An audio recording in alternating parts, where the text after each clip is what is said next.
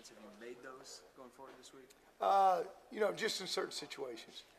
Terry Hawthorne took a couple reps at wide receiver last week, and he'll continue to do that. And possibly could use Akeem in a couple situations closer to the goal line.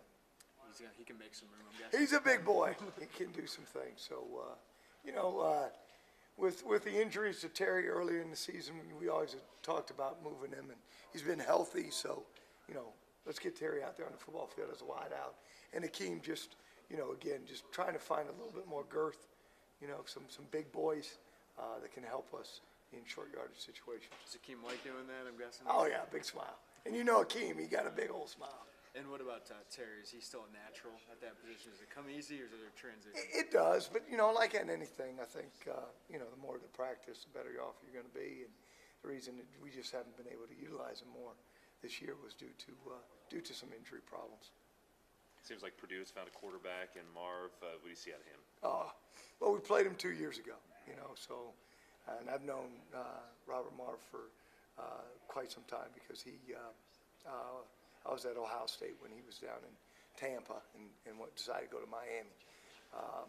He's a heck of a football player, a heck of a kid, really nice kid, and he's got that football knowledge. He understands the game.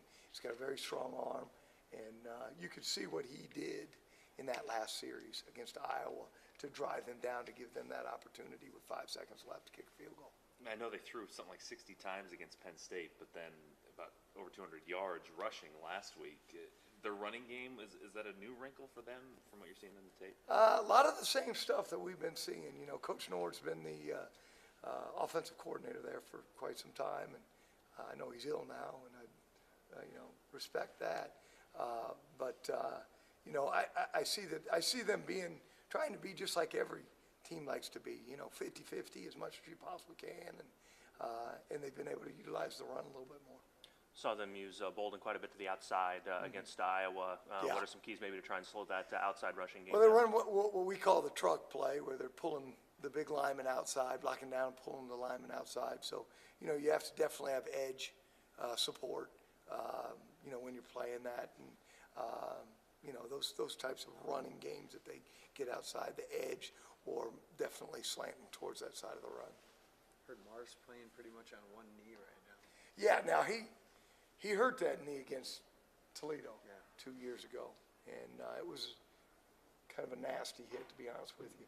I mean, not anything illegal or anything, just one of those hits that you take. And but again, 6th year, we talk about Corey Lewis, we talk about opportunities, what college football gives to young men.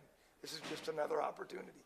I got to experience one when I was at Toledo with Desmond Morrow, and now you see one at Purdue and you see one here. So hopefully, that's the neat thing about being a college football player. Jonathan Brown, have we talked about him? I don't know. No, How is he doing? he'll be out this week. Yeah, definitely be out this week. How tough is that for him, senior day? I'll tell you what, I'll be honest with you. This morning, we start our meetings at 7:40, and Jonathan was in at 6:45 with our 2 freshman linebackers watching film. And he knows he can't play this week. So, I think that speaks about Jonathan Brown and what he means, not just to the team, but what he does outside of just playing football. He wants to help. He wants to provide, as much knowledge as he possibly can. So I'll share that story with anybody because that speaks very highly of Jonathan Brown. Is there any hope for Northwestern, or do you think long-term with Yeah, we're crossing the fingers. But that'll have to be another decision that happens the first of next week.